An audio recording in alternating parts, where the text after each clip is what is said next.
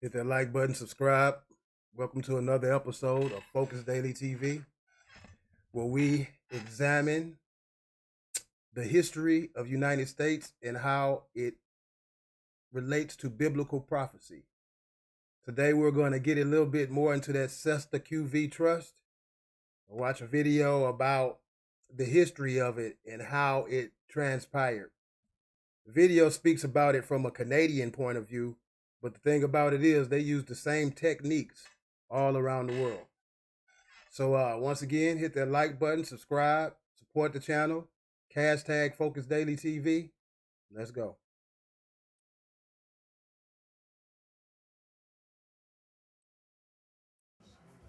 Once upon a time, there was a area known as Turtle Island, sick. That's what certain people refer to it as.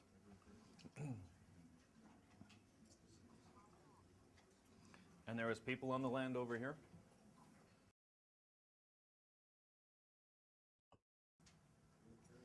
And this lady or some of her agents came over and met with these people. And they said, look at all these resources you guys have. This is awesome. Can we set up shop and do some business? In the Bible, it says, my father's house has many mansions. So once these foreigners arrive, they arrived at what they consider to be a dream world. Mass riches, silver, gold, success. It was like we was living in a futuristic utopia. Most of the things that we see in this country today already existed when the foreigners arrived in the late 1700s, 1800s, 1900s. They try to present the story as that this was an empty land full of savages. But that's just the historical propaganda that they use to justify their actions. And these guys went, sure, because they had no idea what that meant, really. And plus, they didn't really understand the language that much. So there was an agreement put in place. Most of you in the logging industry will know that there's usually a 60-40 agreement. Somebody comes in, logs your bush, right? It's the guy doing the work, and usually the people owning the property get it like that. Excuse me. So what they agreed to do is set up a little store, and I'm not sure if I'm infringing on a copyright here, but we'll just call it a Walmart.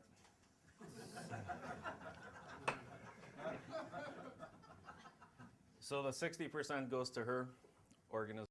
So what they set up is a company store, the East Indian Company store, the Virginia store. We'll just leave it at those two for the moment, but we shall go deeper into this store he speaks of. She had a corporation that does business.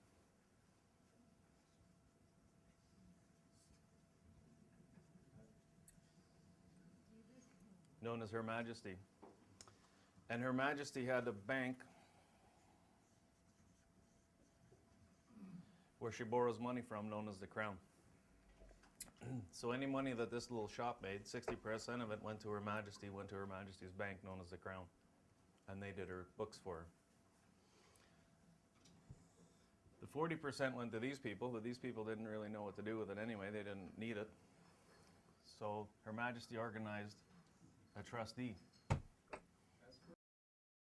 In the kingdom that existed before the foreigners arrived, money didn't hold the same value that it has today, because through the glory and grace and mercy of the Father, all things were provided. Now, I'm not saying that there wasn't poorer or more well-to-do people. It all depended on what you desired in life. But he did provide for all, big and small.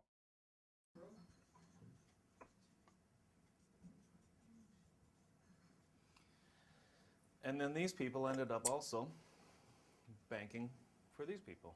How convenient.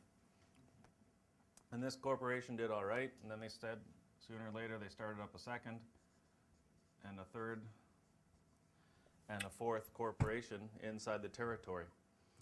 So those corporations he speak of are commonly known as states, or those first 13 colonies, which were 13 different companies who were allowed to do business in this land. However, in the late 1800s, they broke the contract. They began to devise a way to keep the benefits of the contract rather than giving those benefits to God's children to whom they rightfully belonged. Now, this agreement was in place. These people, or the corporations, exported lots of products and cut down as many trees and killed as many animals as they could, shipped it all over wherever they wanted to, and 60% went to her bank account, 40% went to here, to this bank account. And the people in here work in the store. They all wore the blue uniform of Her Majesty, or I guess the red, we call it red, sure. Later, we'll get into the 14th, the 13th, and 14th Amendment. But what he's speaking about right now is 14th Amendment citizens. And they were all bound by the laws of this corporation. Okay? These people were her subjects. They weren't Canadians, they weren't Americans, they were British people. Then around that time, these people started traveling the world and they realized that they could issue passports, and they did. So I'm leaving this very general and very quick, right? But so these people were able to issue passports because they were basically, they allowed the foreigners or the true Slavic slaves access to the land, access to economic opportunities. But once again, the contract that they came up with between each other was violated by the foreigners. They had land, language, and culture, and they were their own nation. These people were subjects of her. Then after a while, these guys got into a little bit of financial trouble, and they merged. Upper Canada was still solvent, Lower Canada. Well, if the one was still solvent, that means the other one wasn't. So they merged these two, and they formed the the province of Canada, and then the Crown renewed the loans to these corporations. All of this was a plan created by a crafty council that was spoke of in Psalms 83.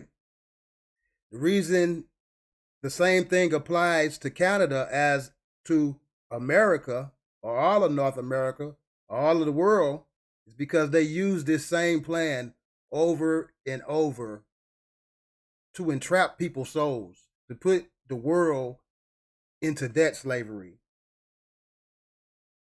by the evil one. And then after a while, they got into more trouble, and then they formed the Dominion of Canada. And then the Crown again renewed her loans to keep this corporation afloat.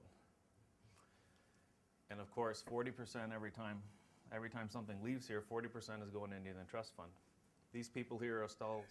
So that so-called Indian trust fund, that's the money they actually owe us as a people.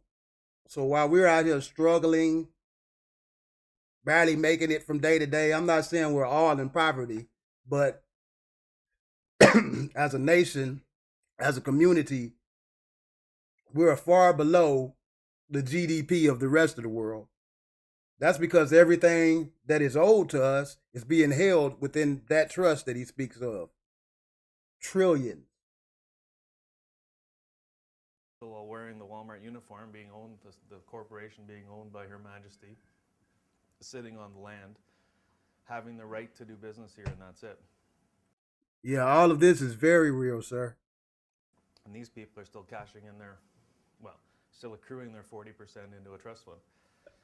So then they started again building a railroad across.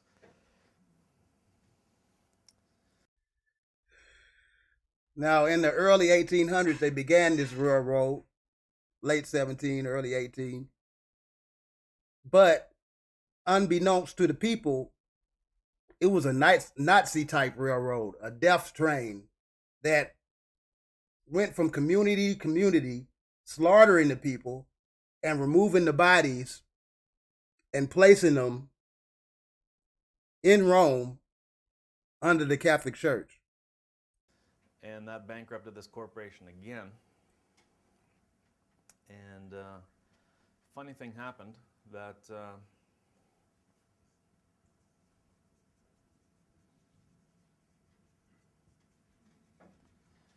This corporation's revenue fund got merged with the Indian Trust Fund. And all of a sudden, these guys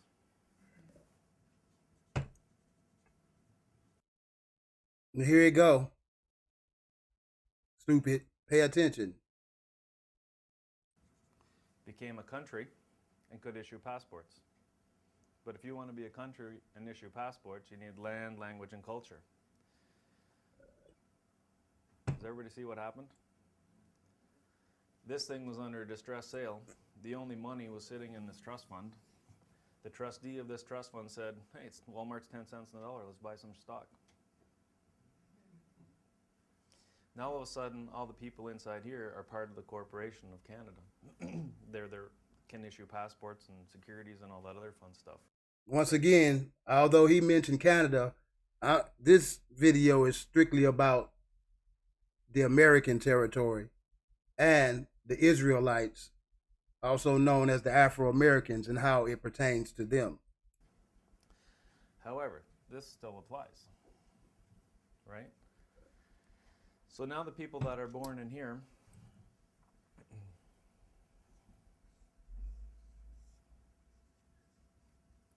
and I'm going to speak in regards to Ontario because I know those documents a little better, although we have the British Columbia ones here. You'll see them. Well, you guys will know what they look like more than I will. If some little baby is born in here,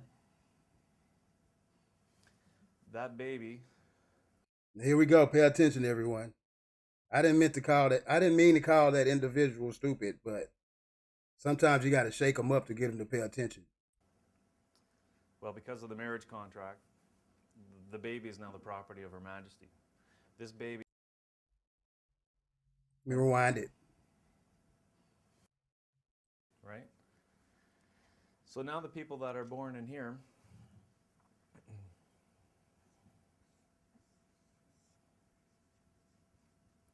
and I'm going to speak in regards to Ontario because I know those documents a little better, although we have the British Columbia ones here. You'll see them. Well, you guys will know what they look like more than I will. If some little baby is born in here, that baby,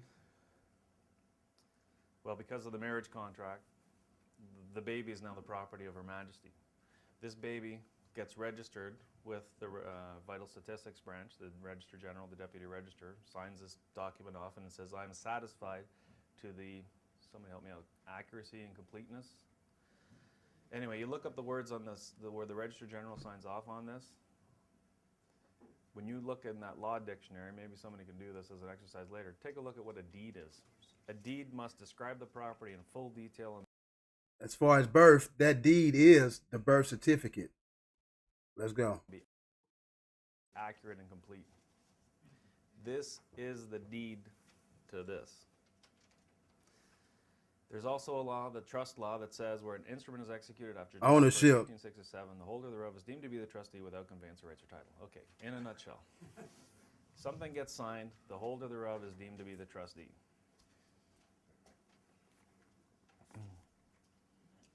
An instrument in writing that conveys an interest in land from the grantor to the grantee.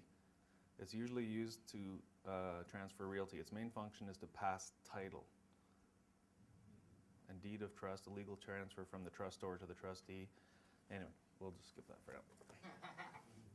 It's like, it goes on. So what happened is, this instrument was executed. The holder thereof is whom? How many people have a statement of live birth? How many people have an original? A birth How many certificate. people have a certified copy? Where's the original? That's what I want to know. Birth certificate, statements of live birth are done under letters patent registration system under common law England under existing royal ancient charter. Common law existing royal ancient charter. She's got the original. She's holding the title to this. For everyone in here. Well, almost everyone. There's a few exceptions in the room. Okay, so she's holding. Okay, that's it for today, people. We're about to start going in depth into how this world of sin was placed upon us. But the good news is, through the Father and the leadership of His Son Jesus Christ and the Holy Spirit, we shall all be made free through this truth right here on Focus Daily TV. All right, y'all. Until next time, hit that like button, subscribe, support the channel. Hashtag Focus Daily TV. We out.